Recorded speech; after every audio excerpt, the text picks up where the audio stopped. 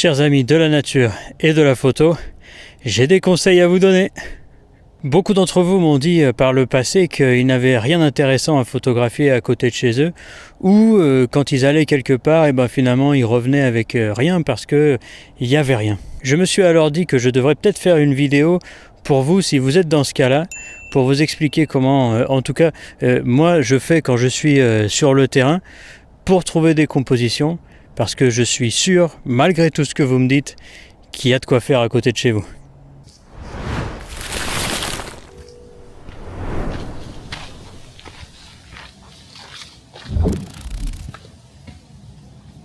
Avant de commencer, je vous fais un disclaimer. Je suis venu aujourd'hui pour tourner cette vidéo et prendre des photos en même temps. Et j'ai oublié ma carte mémoire. Pourtant, je suis à un endroit de ouf. Regardez ça. J'ai bien les boules. Donc aujourd'hui, je vais filmer la partie tuto, histoire que je ne sois pas venu pour rien. Et je vais monter ça avec des images d'illustration que j'aurai pris plus tard, quand j'espère les conditions seront aussi bonnes qu'aujourd'hui. Je vais donc partir en imaginant que vous avez fait 2-3 recherches sur l'endroit où vous allez et que donc vous savez plus ou moins à quoi vous attendre. Maintenant, je vais vous donner un terme que je viens d'inventer il y a quelques heures et j'en suis pas peu fier, la théorie de la double activité. Je suis pas quelqu'un de très graphique, camembert, tout ça, mais voilà un graphique, je vais vous expliquer ça au cours de la vidéo. Vous voyez à gauche, c'est l'activité physique, alors qu'à droite, c'est l'activité artistique. En gros, l'activité du corps et l'activité du cœur et de l'esprit. Si vous êtes photographe de paysage, nature ou urbain, nous faisons à peu près tous le même cheminement. Au début, on randonne, on se balade et on est un peu en mode chasseur. Nos sens, enfin surtout visuels pour nous, sont très activés. Plus le temps passe, plus on trouve des cadres et des compositions et moins on bouge et plus on se retrouve à être actif dans le cœur et dans l'esprit. Vous avez donc compris, la toute première étape, c'est pendant votre randonnée, pendant votre balade même en milieu urbain, vous devez garder vos yeux ouverts pour trouver des trucs qui vont attirer votre regard. C'est donc un espèce de mode chasseur dans lequel on est. Pour ce mode chasseur, je pense que la plupart d'entre vous n'ont aucun problème. On trouve toujours des coins qui nous intéressent ou en tout cas qui agrippent notre regard. Comme ce pin à moitié allongé juste derrière moi, vous l'aviez vu ?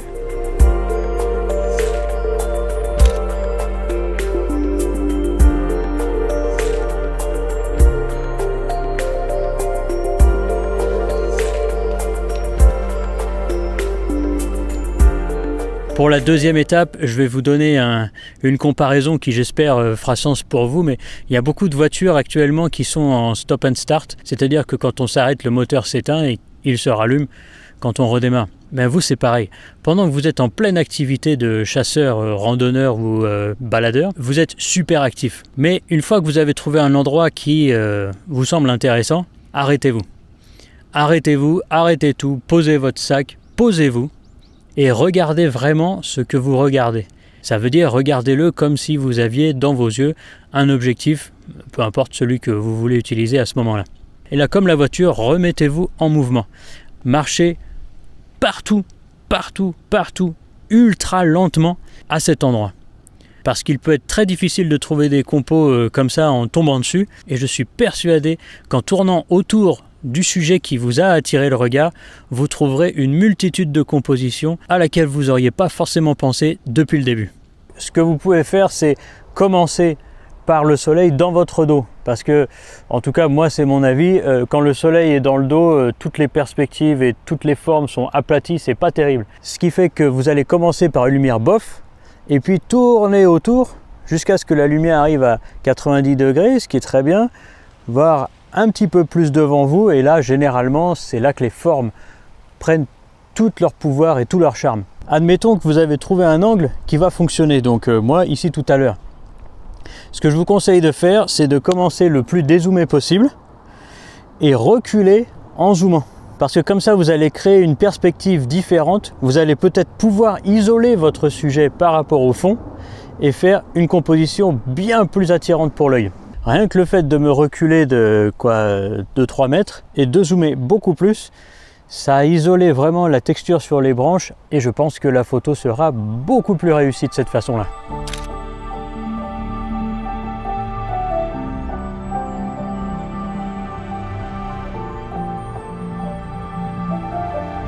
À ce moment-là, on est à peu près au milieu du graphique, à savoir que l'activité artistique, émotionnel et l'activité physique sont à peu près au même niveau. Je ne saurais vraiment insister assez sur cette étape, elle est ultra importante. Que vous le fassiez avec ou sans votre appareil photo, faites-le. Parce que vraiment, vous trouverez des choses que vous n'auriez pas trouvées si vous arrivez, prenez votre photo et partez.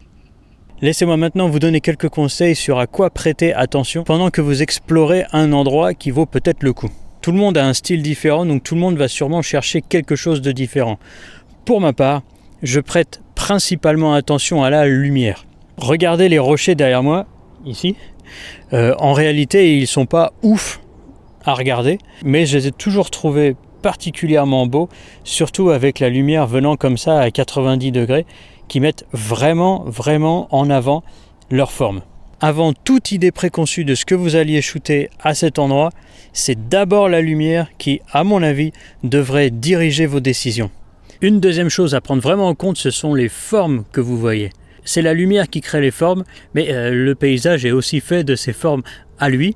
Regardez donc ici, il y a une énorme fissure. Si c'est un sujet que vous avez envie de photographier, eh bien vous pouvez essayer de trouver des compositions intéressantes pour mettre en avant cette fissure dans un énorme massif rocheux.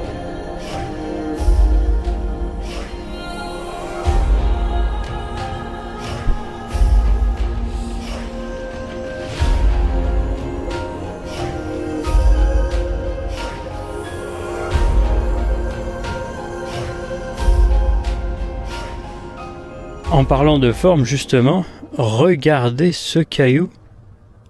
Et donc vous pouvez facilement comprendre que pour mettre en avant la fissure dans ce caillou, soit je vais devoir attendre puisqu'il est à contre-jour que le soleil baisse et donc peut-être mettre le coucher de soleil dans la fissure si possible, ou le mettre un peu sur le côté et peut-être que la fissure sera éclairée sur le côté, ça pourrait être aussi très sympathique. Ou alors si rien ne marche, attendre un lever de soleil derrière moi du coup, peut-être que ça illuminera cette forme-là de manière encore plus forte.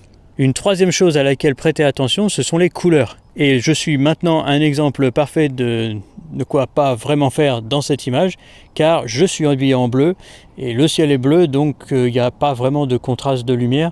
Ce n'est pas super intéressant à prendre en photo. En revanche, si vous avez des couleurs intéressantes, des couleurs qui clashent ou qui ressortent, ça peut devenir très intéressant.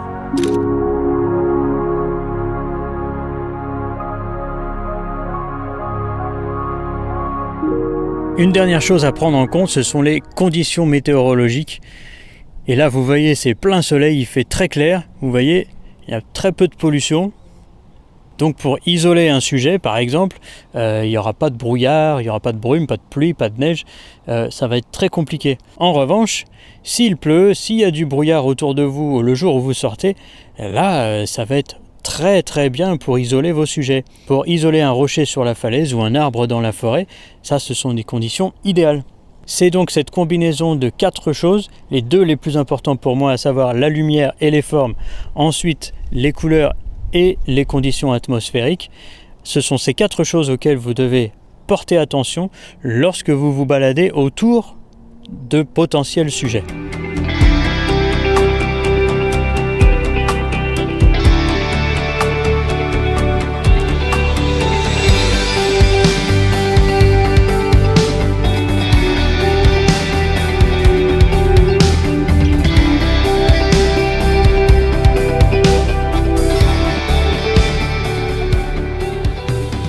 Ici me semble particulièrement approprié pour passer à la dernière partie.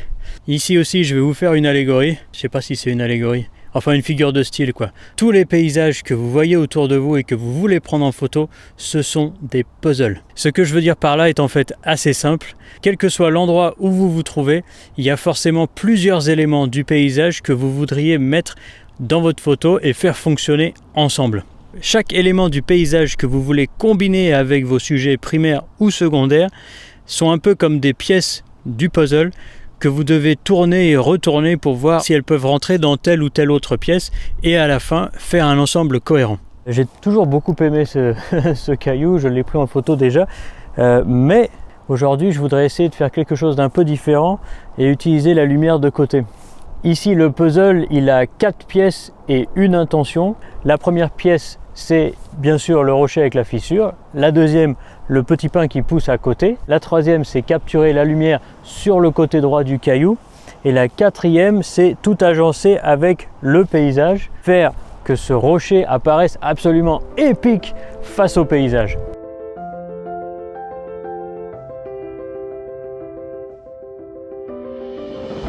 Je suis plutôt heureux d'avoir réussi à assembler toutes ces pièces, mais l'idée d'utiliser mon grand angle pour faire une vue épique de ce petit rocher n'a pas vraiment fonctionné. J'ai donc préféré inclure ce gros rocher à droite pour diriger votre regard vers le plus petit rocher et son pin. Cependant, je trouve qu'il y a trop d'informations agglutinées autour de ce rocher et on ne voit pas la fissure derrière le pin. C'est donc la dernière leçon tuto de cette journée avant de passer au coucher de soleil. C'est tout simplement qu'on ne peut pas réussir toutes nos compositions. Il faut donc laisser tomber les compos qui ne marchent pas et avancer. Surtout ne jamais se laisser abattre, il y a des compos partout. Je suis au bord du vide, comme toujours. J'ai vraiment pas beaucoup de place pour mettre mes pieds, encore moins pour mettre le trépied. Donc ça sera très, très précaire là, pour la dernière photo de la journée. Alors ce coucher de soleil il est magnifique, on dirait un tableau de monnaie quoi.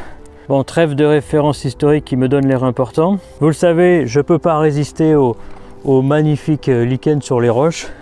C'est pas un truc de ouf, le ciel en feu ou quoi que ce soit, mais ces nuages horizontaux ils capturent une chaleur très douce.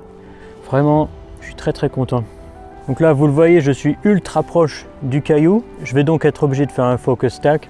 Pendant qu'il fait ça, regardez sur quoi il est posé.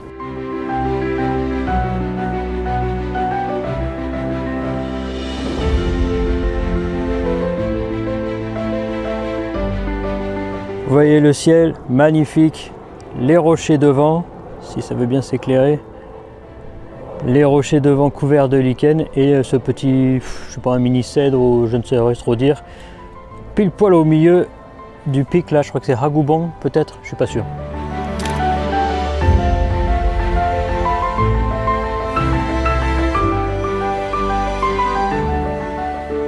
Regardez-moi ça, le ciel est magnifique. Ah si c'est pas un coucher de soleil inattendu de ouf ça. Bon, je vais chercher d'autres compos, hein. Allez, allez, au boulot.